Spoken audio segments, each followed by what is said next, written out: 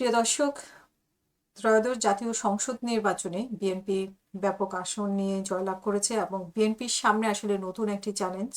শেখ হাসিনার 15 বছরে যেরকম বাংলাদেশকে ধুমড়ে মুচড়ে রেখে গেছে, সেই বাংলাদেশকে ডক্টর ইউনূস সেভাবে ঠিক করতে পারেনি। ডক্টর ইউনূসের সময় আমরা দেখেছি যে মব হয়েছে, সেটাকে তারা বৈধতা দিয়েছে। তারপরে বিভিন্ন ধরনের আইন শৃঙ্খলার অবনতি ঘটেছে, সেইভাবে তারা কন্ট্রোল করতে পারেনি। যদিও বলেছে যে শান্তিপূর্ণ যতটা সম্ভব তারা করেছে, কিন্তু আসলেই মানে তারা মব জাস্টিসকে এক ধরনের প্রেশার গ্রুপ হিসেবে বৈধতা দেওয়ার চেষ্টা করেছে।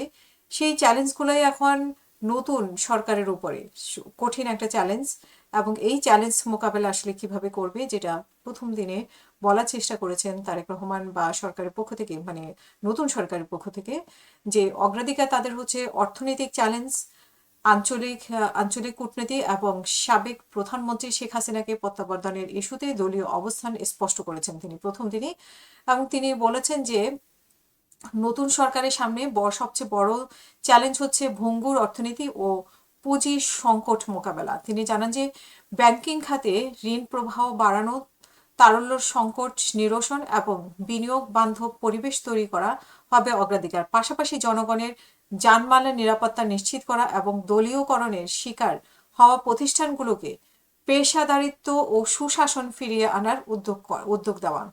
এখানে উনি যেটা বর্ণনা করেছেন যে ধর্ম, বর্ণ, সরকারি দল, বিরোধী দল সবার জন্য আইন সমানভাবে কাজ করবে। মানে কারোর জন্য কম, কারোর জন্য বেশি। এখানে তরুণদেরকে, মানে তরুণের প্রাধান্য নিয়ে আমরা 18 মাস অনেক কথা শুনেছি, কিন্তু উনি বলছেন যে শুধু তরুণ না, সব শ্রেণীর মানুষের কথাই প্রাধান্য দিতে হবে এবং সব শ্রেণীর মানুষের জন্যই সমানভাবে কাজ করতে হবে। এবং ভিন্ন দল, ভিন্ন মত, যাতে ওনার থেকে সবাই মিলে একসাথে কাজ করা যায়। যেরকম জুলাইয়ের সময় সবাই একসাথে মিলে আন্দোলন করেছিল, ঠিক একইভাবে সরকার পরিচালনায় যাতে সাহায্য করা যায়। এবং যে কোনো ধরনের বেআইনি কর্ম মেনে নেওয়া হবে না, এটা তিনি স্পষ্টভাবে বলেছেন।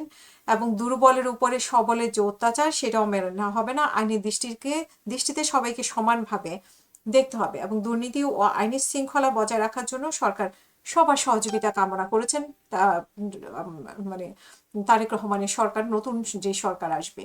এবং তিনি যেটা বলার চেষ্টা করেছেন যে তরুণরা নয়, সমাজের সব শ্রেণী পেশার মানুষের মতামতকে গুরুত্ব দিতে হবে। নির্বাচনী ইস্তেহার অনুযায়ী বৃদ্ধ, প্রতিবন্ধী ও নারীদের কল্যাণের কার্যকর পদক্ষেপ নেওয়া হবে। আঞ্চলিক কূটনীতি প্রসঙ্গে তিনি বলেন যে দক্ষিণ এশিয়া আঞ্চলিক সহযোগিতা সংস্থা সার্ক বাংলাদেশের উদ্যোগে এই যাত্রা শুরু করেছিল।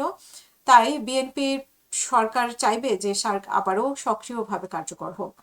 ভারত ও পাকিস্তানের মধ্যকার যে দূরত্ব তৈরি হয়েছে, সেটা দূরত্ব কমিয়ে এনে দক্ষিণ এশীয় স্থিতিশীলতা প্রতিষ্ঠায় বাংলাদেশের আলোচনার মাধ্যমে ইতিবাচক ভূমিকা রাখার চেষ্টা করবে বলেও তিনি জানান। এবং চীন বাংলাদেশ সম্পর্ক এবং বেল্ট অ্যান্ড রোড ইনিশিয়েটিভ প্রসঙ্গে তারেক রহমান বলেন যে চীন বাংলাদেশের অন্যতম উন্নয়ন সহযোগী, তবে যে কোনো আন্তর্জাতিক চুক্তির ক্ষেত্রে বাংলাদেশের জনগণের স্বার্থকেই সর্বোচ্চ অগ্রাধিকার দিতে হবে। প্রিয় দর্শক, উনি শপথ নেওয়ার আগে যে ভূমিকাটা দেখানোর চেষ্টা করেছেন যে বাংলাদেশের মানুষকে, বাংলাদেশের সব স্তরে, সেই হোক বিরোধী দল, হোক সরকারি দল, এবং হোক ধর্ম, বর্ণ নির্বিশেষে, আমরা সংখ্যালঘু, সংখ্যাগুরু, এগুলো বা তরুণদেরকে বেশি প্রাধান্য দেওয়া, এগুলো বিষয় না। বিষয় হচ্ছে বাংলাদেশের সব জনগণকে সাথে নিয়ে উনি আসলে কাজ করতে চান। এবং সেটাতে আসলে বিএনপি কতটা চ্যালেঞ্জ মোকাবেলা করতে পারবে, সেটা সময় বলে দেবে।